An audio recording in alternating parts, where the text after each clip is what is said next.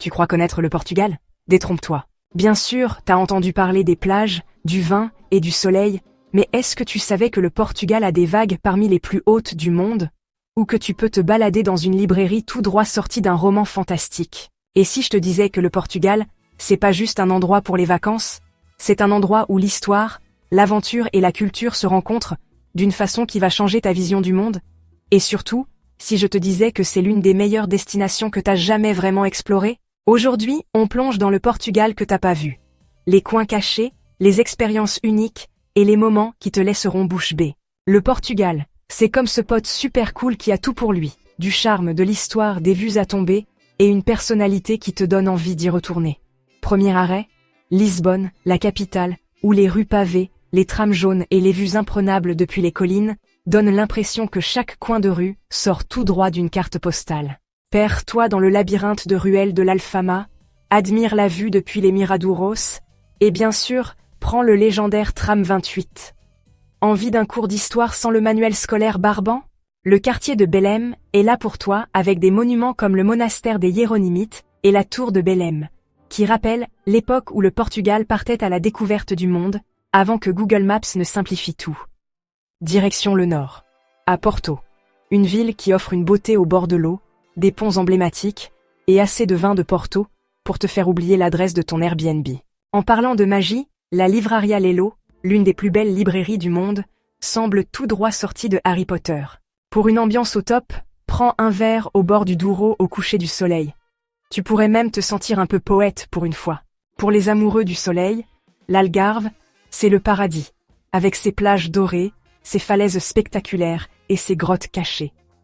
Faro est le point de départ idéal, mais la vraie aventure commence quand tu explores des joyaux comme Praia da Marinha ou les incroyables grottes de Benagil. Pendant ce temps, Sintra ressemble à une ville de contes de fées qui s'est perdue dans la réalité, avec le palais coloré de Pena, la mystique Quinta da Regaleira. Et suffisamment de sentiers cachés pour te donner l'impression d'être dans un vrai monde fantastique. Avis aux amateurs d'aventure, le Portugal a ce qu'il vous faut. Surfez sur les vagues géantes de Nazaré, randonnez dans le parc national de Peneda Gerês, ou faites une excursion en bateau à travers des grottes marines qui semblent tout droit sorties d'un roman fantastique. Et si vous vous sentez vraiment audacieux, visitez les Açores ou Madère, les paradis insulaires du Portugal, avec des paysages volcaniques, des falaises spectaculaires et les eaux chaudes de l'Atlantique. Maintenant, si vous pensez que le Portugal est juste une expérience visuelle, laissez-moi vous présenter la musique fado.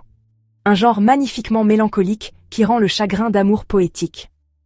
Un concert de fado dans un bar tamisé de Lisbonne? Chair de poule instantanée. Et tant qu'on parle d'expérience sensorielle, parlons cuisine.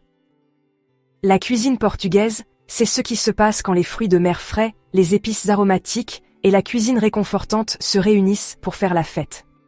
Goûtez le bacalhau à brasse, la déclaration d'amour du Portugal à la morue salée, la francesinha, le chef-d'œuvre de Porto à base de viande, de fromage et de sauce à la bière, et bien sûr, le pastel de nata, une tarte à la crème tellement bonne qu'elle devrait être illégale.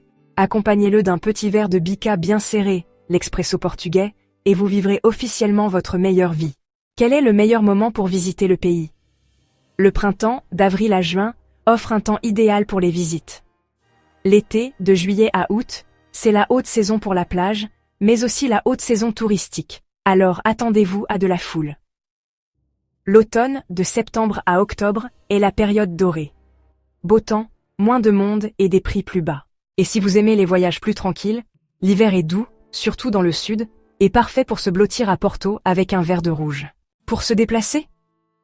Le train facilite les déplacements entre les villes, mais louer une voiture vous donne une liberté totale pour explorer ces routes côtières pittoresques. À Lisbonne et à Porto, les trams, les métros et les Uber simplifient les choses, tandis que des bus économiques relient les petites villes. Et si vous voyagez d'île en île, des vols intérieurs vous mèneront à Madère et aux Açores en un rien de temps. Le Portugal n'est pas seulement une question de beaux paysages, il est aussi abordable. Vous pouvez trouver des auberges et des maisons d'hôtes pour 20 à 50 € par nuit, des hôtels de milieu de gamme pour 70 à 150 € et des repas incroyables pour 10 à 15 €. Les transports publics ne videront pas votre portefeuille, et même les meilleures attractions ne vous ruineront pas. En gros, vous avez une ambiance de luxe sans le prix du luxe. En ce qui concerne la sécurité, le Portugal est l'un des pays les plus sûrs au monde. Mais, comme pour toute destination populaire, méfiez-vous des pickpockets dans les endroits très touristiques.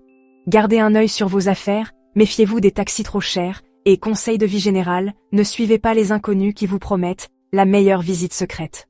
À moins que vous ne cherchiez à jouer dans un documentaire sur un crime réel. Alors, que vous soyez ici pour l'histoire, la nourriture, les plages, ou juste l'excuse de boire du vin à midi sans être jugé, le Portugal a quelque chose pour tout le monde. Mais quel est votre endroit préféré à visiter absolument? Laissez vos réponses dans les commentaires, abonnez-vous si ce n'est pas déjà fait, prenez soin de vous, prenez soin de vos proches, et je vous retrouverai bientôt dans une autre vidéo.